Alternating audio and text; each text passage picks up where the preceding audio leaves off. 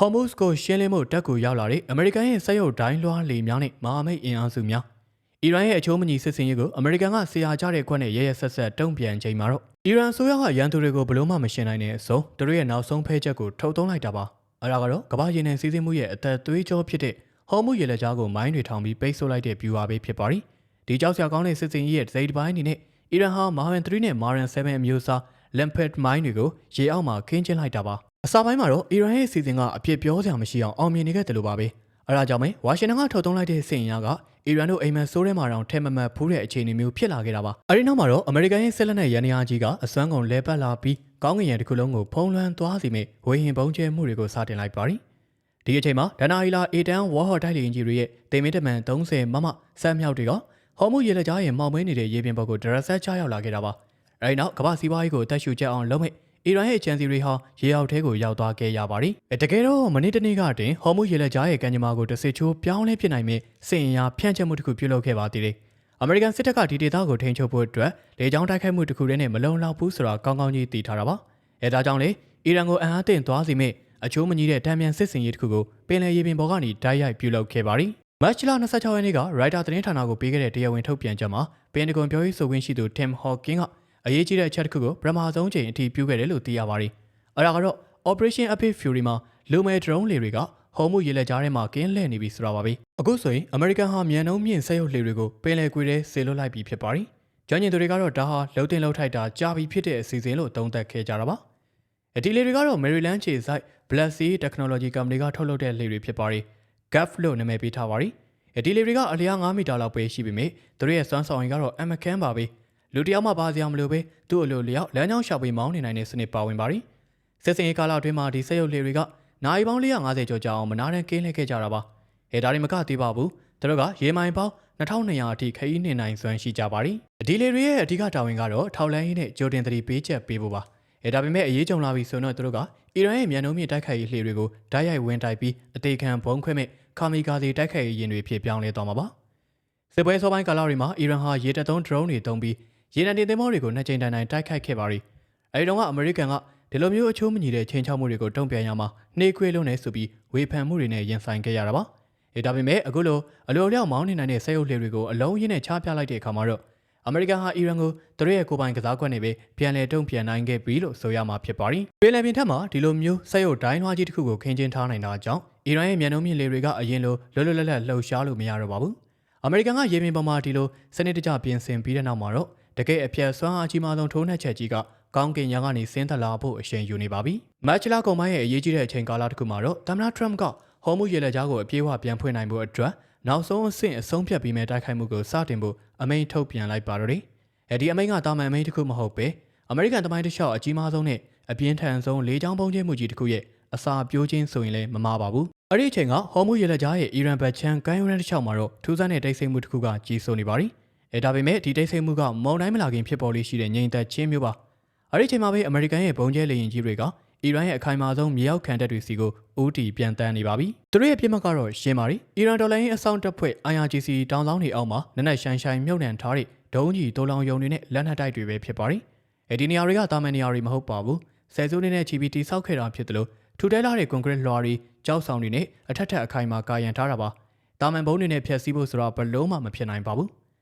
ဒါပေမဲ့အဲ့ဒီညမှာပွဲထွက်လာတဲ့လက်နက်ကတော့တာမန်ထက်အစာပေါင်းများစွာထူးခြားနေပါရီအဲ့ဒါကတော့အမေရိကန်လေတပ်ကအသေးဆက်ထုတ်လုပ်လိုက်တဲ့ GPU 72လို့ခေါ်တဲ့မျိုးဆက်သစ်ပန်းကဖောက်ပုံးကြီးပဲဖြစ်ပါရီဒီပုံးကြီးတစ်လုံးရဲ့အလေးချိန်ကပေါင်9000ဒါမှမဟုတ်ကီလိုဂရမ်အဖြစ်2280ကီလိုဂရမ်တောင်ရှိနေတာပါသူက GPS နဲ့ INS လို့ခေါ်တဲ့လမ်းညွှန်စနစ်တွေတပ်ဆင်ထားတာကြောင့်နေညမရွေမိုးတိမ်တွေဒါမှမဟုတ်မီးခိုးတွေဘလောက်ပဲဖုံးနေပါစေပြစ်မှတ်ကိုမီတာအနည်းငယ်တွင်တိတိကျကျထိမှန်အောင်ပြစ်ခတ်နိုင်ပါရီဒီ GPU 72ပုံးတွေကိုအီရန်ရဲ့မြောက်ဘက်ကမ်းခြေတစ်လျှောက်ကမြေအောက်ကိုရီပေါ်ကိုအလုံးရင်းနဲ့ကျဲချခဲ့ပါရီအဲ့ဒီကိုရီထဲမှာအီရန်ဟာတင်မောဖြတ်ခရုဒုံးကြီးတွေကိုဝတ်ထားတာပါအထူးသဖြင့်နော်ဂဒါနဲ့အပူမာရီလို့ခေါ်တဲ့သေမင်းတမန်ဒုံးကြီးတွေပေါ့နောက်ဒုံးကြီးဆိုရင်120ကီလိုမီတာကနေ180အထိပြည့်ခတ်နိုင်ပြီးအပူမာရီကတော့1000ကီလိုမီတာကျော်အထိရောက်တာကြောင့်အိုမန်ပင်လယ်ကွေထဲကတင်မောတွေကိုတောင်အန်ဒရယ်ပေးနိုင်ပါရီဒါပေမဲ့ဒီစစ်လက်နက်တွေအားလုံးကအမေရိကန်ရဲ့ဝေဟင်တိုက်ခိုက်မှုအောက်မှာပြပြဝက်သွားခဲ့ရပါရီဘယ်လိုလဲဆိုတော့GPU 72ပုံးကြီးတွေကအမြင့်ပေပေါင်းများစွာကနေပြုတ်ကျလာတဲ့အရှိန်ကိုအသုံးချပြီး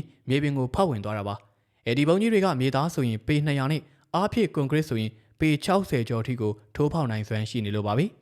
အစမ်းများဆုံးကတော့သူ့ရဲ့ဖြူးစနစ်ပါပြစ်မှတ်ကိုထိထိချင်းမပေါက်ကွဲပဲမြေအောက်ထဲကိုအဆုံးထိထိုးဖောက်ဝင်ရောက်သွားပြီးမှအထဲထဲမှာရင်ဘုံခွဲလိုက်တာဖြစ်ပါတယ်အဲဒီကနေထွက်လာတဲ့တုံခါမှုလိုင်းကြောင့်အီရန်ရဲ့ဆယ်စုနှစ်နဲ့ချီခိုင်ခန့်အောင်စောက်ထားတဲ့မြေအောက်ဆောက်အုံတွေကတညာရင်းနဲ့တင်ပျက်စီးခြင်း၅ပါးစိုက်တဲ့အခြေအနေကိုရောက်သွားခဲ့ရပါတော့တယ် GPU 72ဘုံတွေကအီရန်ရဲ့မြေအောက်ဒုံးကျည်စကန်တွေကိုအမုံကျိတ်လိုက်ပြီး2ရက်အကြာမှာတော့အမေရိကန်ရဲ့ဒုတိယမြောက်ကစားကွက်ထွက်ပေါ်လာခဲ့တာပါပင်တဂွန်မှာပြုလုပ်တဲ့သတင်းစာရှင်းလင်းပွဲမှာလေတပ်ဗိုလ်ချုပ်ကြီးဒန်ကိန်းကဒါနာအီလာတိုက်လေယာဉ်တစ်စီးအကြောင်းကိုထုတ်ဖော်ပြောကြားခဲ့ပါရီအဲ့ဒါကတော့ Ward Hall လို့သိကြတဲ့ A10 Thunderbolt 2ပါပဲ1980ပြည့်လွန်နှစ်တွေကတည်းကဒီဇိုင်းထုတ်ခဲ့တဲ့ဒီလေယာဉ်အိုကြီးကအခုဟော်မူရေလက်ကြားရဲ့ဒုတိယအဆင့်စစ်စင်ရေးမှာအရေးအပါဆုံးဖြစ်လာပါရီသူရဲ့ပြစ်မှတ်ကတော့အီရန်ဒေါ်လာရင်းအဆောင်တပ်ဖွဲ့ရဲ့မြန်နှုံးမြင့်တိုက်ခိုက်ရေးလှေတွေပါပဲဒီလေငယ်လေးတွေကအုပ်စုလိုက်ဝိုင်းဝန်းတိုက်ခိုက်တဲ့ဗျူဟာကိုသုံးပြီးရေနံနဲ့သင်္ဘောတွေကိုတောင်ပေါင်းဆောင်ကနေရုတ်တရက်ဝင်ရောက်စီးနင်းတက်ကြတာပါဒီလိုမျိုးအချိုးမညီတဲ့ရေပင်ချင်းချောက်မှုတွေအတွက် A10 Warhorse ကအသင့်တော်ဆုံးလက်နက်ပါပဲဘာလို့လဲဆိုတော့သူ့ရဲ့ကိုယ်ရဲ့လက်တက်မှာ GAUH Avenger လို့ခေါ်တဲ့ပြောင်း9ပြောင်းပါလေဘက်ဆက်အမြောက်ကြီးတက်ဆင်ထားလို့ပါဒီဆက်မြောက်က10မိနစ်ကိုကြီးစံပေါင်း3900တောင်ပြစ်ခတ်နိုင်ပါတယ်သူ့ရဲ့တန်ချက်ကဖောက်ကြီးစံတွေကအီရန်ရဲ့မြန်နှုံးမြင့်လေတွေကိုစက္ကန့်ပိုင်းအတွင်းမှာအပိုင်းပိုင်းပြတ်သွားအောင်ခြေမုံဖြစ်နိုင်စွမ်းရှိနေတာပါနောက်ပြီး A10 ရဲ့တကယ်ဆွမ်းကဆက်အမြောက်တွေမဟုတ်ပါဘူးသူကဂျက်လေယာဉ်တွေလိုအရှိန်ဟုန်နဲ့ပြန်တန်းတာမျိုးမဟုတ်ပဲဘန်ကာတက်လေယာဉ်တွေလိုဖြည်းဖြည်းချင်းနဲ့အနှိမ့်ပြန်နေတဲ့စွမ်းရည်ရှိပါတယ်ဒါကြောင့်ပြမရဲ့ area ပေါ်မှာနိုင်ပေါင်းများစွာဝဲပြန်နေပြီးအခြေအနေကိုစောင့်ကြည့်နေနိုင်တယ်လို့လိုအပ်ရင် AGM-65 Marbrit ဒုံးကြီးတွေနဲ့လည်းအနီးကပ်ပစ်ခတ်နိုင်တာပါဒါတွေမကသေးပါဘူး F-10 တွေနဲ့အတူ AH-64E Apache တိုက်ခိုက်ရေးဟယ်လီကော်ပတာတွေကလည်း Hellfire ဒုံးကြီးတွေကိုသုံးပြီးကမ်းခြေအနီးကရွေလျားပစ်မှတ်တွေကိုတစ်ခုချင်းစီလိုက်လံရှင်းပစ်ခဲ့ပါတယ်ဒီပူပေါင်းမှုကအီရန်ရဲ့အုပ်စုလိုက်တိုက်ခိုက်ရေးဗျူဟာကိုအပြည့်အဝချေမှုန်းနိုင်ခဲ့တာပါအဲဒါကြောင့် A10 တွေကောင်းကင်မှာရှိနေသွေးအီရန်လေတွေကရေပင်ပေါ်တက်ပြီးမိုင်းထောင်မှုဝေလာဝေးရေပင်ပေါ်တောင်ထွက်မလာရဲတော့ပါဘူးဒါကြောင့်ပဲ Warhol လေယာဉ်ကြီးတွေကဟော်မူရေလက်ကြားရဲ့တောခလောက်ကိုဖွင့်ပေးလိုက်တဲ့ဒုတိယမြောက်တော်ကျက်လက်နက်ဖြစ်လာခဲ့ပါတော့တယ်ဟော်မူရေလက်ကြားရဲ့စစ်စင်ကြီးကလက်နက်တွေဖျက်ဆီးတာတင်မဟုတ်ပဲဒီလက်နက်တွေကိုနောက်ွယ်ကနေညွှန်ကြားနေတဲ့ထိပ်သီးဗျူဟာမှုကိုပါအပြည့်ရှင်းမှုထိရောက်ရှိလာခဲ့တာပါအဲ့ဒီမရှင်ပြီးမြောက်ချိန်မှာတော့အစ္စရေးကာကွယ်ရေးဝန်ကြီးအစ္စရေးကနဲ့ဝန်ကြီးချုပ်နေတန်ယာဟုတို့ကတကမ္ဘာလုံးကိုတုံ့လို့စေမဲ့သတင်းတစ်ခုကိုကြေညာလိုက်ပါတယ်အဲ့ဒါကတော့အီရန်ဒေါ်လာရင်းအဆောင်တပ်ဖွဲ့ရေတပ်ရဲ့တပ်မှုကြီးအယ်လီရီဆာထမ်စီရီကိုအီရန်တောင်ပိုင်းဗန်နာအဖတ်စိတ်ကမ်းမြို့မှာအစ္စရေးရဲ့လေကြောင်းတိုက်ခိုက်မှုနဲ့ရှင်းလင်းလိုက်ပြီးဆိုတာပါပဲဒါဟာတာမန်စစ်တီတယောက်ကြာဆုံးတာမျိုးမဟုတ်ပါဘူးထမ်စီရီဆိုတာဟော်မူရေလက်ကြားကိုပိတ်ဆို့ဖို့နဲ့မိုင်းထောင်မှုတိုက်ရိုက်တာဝန်ရှိတဲ့အစိအမြင့်ဆုံးအရာရှိကြီးတဦးဖြစ်ပါရီအမေရိကန်ကာကွယ်ရေးဝန်ကြီး PHF ဆက်ကတော့အခြေအနေကိုစကားတစ်ခုနဲ့အပြတ်ပြောလိုက်တာပါအီရန်မှာအခုတော့ရေတပ်လည်းမရှိတော့သလိုရေတပ်တပ်မှုလည်းမရှိတော့ဘူးတဲ့ဒီလိုထိပ်သီးကောင်းဆောင်ပိုင်းတွေပြိုလဲသွားတာက F-10 နဲ့အပါချီတွေကောင်းငင်မှာစိတ်ကြိုက်မင်းမှုနိုင်ဖို့လမ်းဖွင့်ပေးလိုက်တယ်လို့လည်းဖြစ်သွားပါရီတကယ်တော့ဒီအောင်မြင်မှုတွေကတညာရင်းနဲ့ဖြစ်လာတာမဟုတ်ပါဘူး Operation Epic Fury အောက်မှာအမေရိကန်ရဲ့ခရီးဝေးဘုံကျဲလေယာဉ်ကြီးတွေကရဲတပ်ပတ်ပေါင်းများစွာစနစ်တကျဘုံကျဲခဲ့ကြတာပါအထူးသဖြင့် B2 Separate လို့ခေါ်တဲ့ကိုပြဘုံကျဲလေယာဉ်ကြီးတွေကအမေရိကန်ပြည်မကြီးကနေ38နာရီကြာမနာရန်ပြန်တန်းပြီးအီရန်ရဲ့လေကြောင်းကာကွယ်ရေးစနစ်တွေကမရိပ်မိအောင်မြေအောက်စကန်တွေကိုပေါင်2000တန်ဘုံတွေနဲ့တိုက်ခိုက်ခဲ့ပါရီဒါပြင်အတန်ထက်မြန်တဲ့ B1B လန်ဆာဘုံကျဲလေယာဉ်တွေကလည်းမလအစောပိုင်းကတည်းကအီရန်ရဲ့သင်္ဘောပြတ်ဒုံးကြီးတိုးလောင်ရုံတွေကိုအပြင်းထန်ထိုးနှက်ခဲ့တာပါသူတို့နဲ့အတူဒုတိယကမ္ဘာစစ်ကတည်းကနာမည်ကြီးခဲ့တဲ့ B-52 Stratoforce Threat ကြီးတွေကလည်း drone scan တွေ torpedo ထုတ်လုပ်ရေးစက်ရုံတွေကိုဖျက်ဆီးခဲ့ပါရီအဲဒါကြောင့်စစ်စင်ရေးကာလာအတွင်းပြစ်မှတ်ပေါင်း9000ကျော်ကိုချေမှုန်းခဲ့ပြီးအီရန်ရဲ့စစ်သင်္ဘောနဲ့လေငယ်ပေါင်း100ကျော်ကိုလည်းဖျက်ဆီးနိုင်ခဲ့တာပ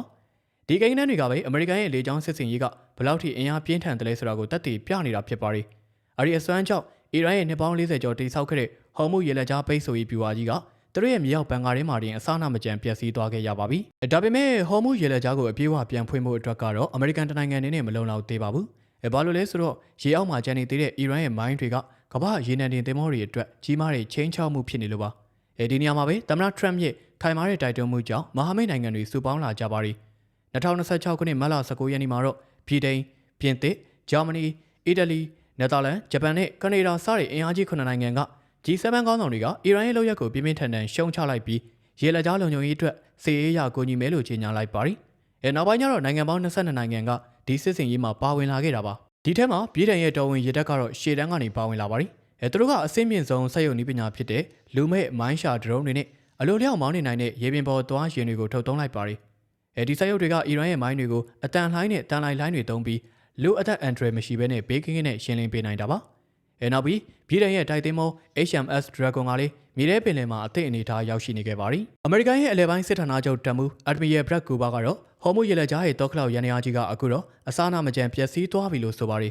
စစ်ပွဲမတိုင်ခင်ကတနေ့ကိုတင်မောအစီးရေ138စီးဖြတ်တန်းခဲ့ရာကနေစစ်ပွဲကာလမှာ3စီးထိကြာဆင်းသွားခဲ့ပေမဲ့မလကုံပိုင်းမှာတော့တနေ့ကို15စီးထိပြန်တက်လာပြီးပုံမှန်အခြေအနေကိုပြန်ဦးတည်နေပါပြီ။ဒါစစ်ပွဲတက်တွေမဟုတ်ပဲကမ္ဘာ့စွမ်းရည်လုံခြုံရေးအတွက်အရေးပါတဲ့အချိုးအကွယ်ကြီးတစ်ခုပါပဲ။အဲနောက်ပြီးအမေရိကန်ရဲ့ GPU-72 ဘုံးတွေနဲ့ A-10 Warhawk လေယာဉ်တွေရဲ့စွမ်းဆောင်ရည်ကစစ်ပွဲသမိုင်းမှာမှတ်တိုင်တစ်ခုစိုက်ထူနိုင်ခဲ့တဲ့အချိန်လည်းဖြစ်ပါတယ်။အီရန်အနေနဲ့သူတို့ရဲ့အချိုးမညီတဲ့ဗျူဟာတွေကိုဆက်ပြီး3ကောင်း3နိုင်အောင်မှဖြစ်ပေမဲ့အမေရိကန်နဲ့မဟာမိတ်တွေရဲ့ဝေဟင်နဲ့ရေအောက်စူပေါင်းတိုက်စစ်အောက်မှာတော့ဟောမှုရေလက်ကြားကြီးကမကြခင်မှာအပြည့်အဝပြန်လည်ပွင့်လင်းလာတော့ဖို့အခြေအနေကောင်းနေရှိနေတာပါ။ဒီအခြေအနေတွေပေါ်မှာမိတ်ဆွေတို့ကဘယ်လိုထင်မြင်မိပါသလဲ။အမေရိကန်ရဲ့ဒီစစ်စင်ရေးကဟောမှုရေလက်ကြားကိုအမြဲတမ်းအတွက်ဖွင့်ပေးနိုင်မလား။အီရန်ရဲ့အချိုးမညီတဲ့ဗျူဟာတွေကပဲအသက်ဆက်နိုင်မလား။အောက်မှာ comment ပေးခဲ့ကြပါဦး။နောက်ထပ်စိတ်ဝင်စားစရာဗီဒီယိုတွေမှာပြန်တွေ့ကြပါမယ်။အဆုံးထိကြည့်ရှုပေးခဲ့ကြတဲ့အတွက်လည်းအားလုံးကိုကျေးဇူးထူးပဲတင်ရှိပါရခင်ဗျာ။